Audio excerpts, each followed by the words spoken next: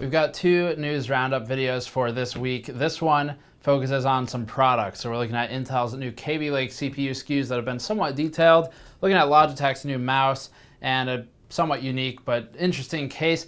The other news video will talk about technology, specifically GDDR6, HBM3, things like that. That'll come out around the same time. So before getting to the coverage for this video, it is brought to you by iBuyPower and their new Element gaming PC with a full tempered glass side window and LEDs all over the place. So the main part of the content is Intel's new Kaby Lake CPU SKUs. We've known that these are coming for quite a while now. They've been delayed, but it does still look like a Q4 2016 launch for Kaby Lake. And they will remain on LGA 1151 as well for the socket type. OCaholic details the SKUs for Kaby Lake from an i5 7500 up to an i7 7700K. And hitting mark is probably in the fourth quarter. The i7 7700K is the high-end unlocked chip with a reported frequency of 4.2 GHz base that boosts up to 4.5, compared to the Skylake i7 6700K, also on 14nm process. This places the base clock of the new chip equal to the 6700K's boost clock, with a 0.3 GHz gain in the boost department overall. Intel is pushing 8 MB of cache on the 7700K and is using a quad-core CPU with SMT for a total of 8 threads. Nothing really unexpected here. We don't yet know the HD graphics version for Intel's new Kaby Lake CPUs, and that'll be detailed closer to launch. The 7600K will fill the enthusiast market with a 3.8 GHz clock base that boosts to 4, and a quad-core CPU without SMT, and 6 MB of smart cache. TDP for the 1151 enthusiast class CPUs is rated at 95 watts, a marginal gain over Skylake Generation's 91 watt TDP for the K SKU chips. Lower power chips are rated for 65 watts, including the non-K7700 and 7600 CPUs, while lower power chips land at 35 watts and are branded with Intel's T suffix. Anytime you see a T on an Intel CPU, by the way, that's what it means, ultra low power, and these CPUs run lower clock rates that aren't overclockable, but generate less heat and are targeted at mainstream and low power HTPC type setups.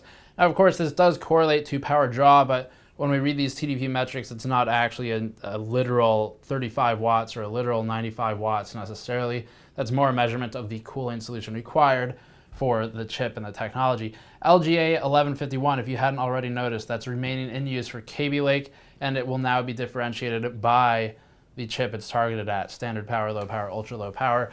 So when buying motherboards for Kaby Lake in the future, you'll want to look at the compatibility list for the board to make sure that CPU is supported, because the power delivery will sort of dictate what CPUs work on what board. Other news this week includes Logitech's new G Pro mouse. This is a $70 mouse targeted at the more mainstream market. They're trying to pair the G100 and G303 to make a body and combination of functionality that is not offensive to the mainstream market, i.e. not a gamer mouse like we've seen with the 303, which, using Logitech's words, was a very polarizing design. The G Pro uses the same metal tension spring buttons and side buttons as the G303, a mouse that we actually did like, but it ditches the controversial gamer look of the 303, instead taking design elements from the G100 mouse that was more of a professional consumer type mouse. In this regard, the G Pro is a merger of the G100 and G303. The G Pro is still using the PMW3366 sensor, sticks with built-in memory for profile transport without demanding software everywhere you go, and uses a scroll wheel that doesn't rely on optics for tracking, and that's one of the more interesting elements that we'll be looking at in a teardown. The Logitech G Pro is targeted at a more mainstream and professional audience with a gaming slant, and hopes to fill that less than gamer look for mice that we've seen for the company's existing lineup. As an aside, Logitech has finally ditched the Greek god naming scheme, which really truly was awful, as we said in, I think, the Artemis Spectrum review. There was the Orion Spark as well. There were a couple other ones. Daedalus was another, that was a mouse. There's no real rhyme or reason to it. That is gone, and I guess the only thing I'm really disappointed in is that there was no Dionysus Cup or something like that for gaming and MLG events. As a final news item, there's a new gaming case from the Netherlands-based company X2, and it's called the Empire. This is a case that uses internally only 0.55mm thick steel, not that thick compared to some other stuff we've looked at, like the Inwin 303, but it's got an aluminum brushed finish on the outside, so that does help strengthen things. Most obviously is the unique design slant. It's somewhat trapezoidal, and the enclosure uses a glass side window with the same unique shape to fit the angular design, showcasing an S340 inspired PSU shroud and pre-installed RGB LED rear fan. 7 expansion slots make for full ATX support for the most part, and couple with GPUs up to 400 millimeters in length. Granted, we're not really sure if that's the length measured at the top or the bottom of the slot given the trapezoidal shape again, but either way, it's plenty of space. Standard audio and USB in the front I/O area is available with support for legacy AC97 audio for some reason. The Empire case is an interesting one. It's weird. It's reminiscent of some of the in-wind stuff we've seen that doesn't necessarily target the wider market, but hopefully we'll be able to look at it because it is kind of strange and I'd like to see how it performs thermally. It does look interesting though.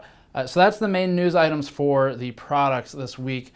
We do have this mouse quite obviously, and we'll probably review it. We've got PAX coming up, so that may take priority, but that's coming up soon. Do a teardown probably. And the case, the Empire, we'll reach out to them, see what we can do. Otherwise, Kaby Lake is a ways out still. So check back for more content. As always, Patreon link in the post-roll video. Subscribe for more. I'll see you all next time.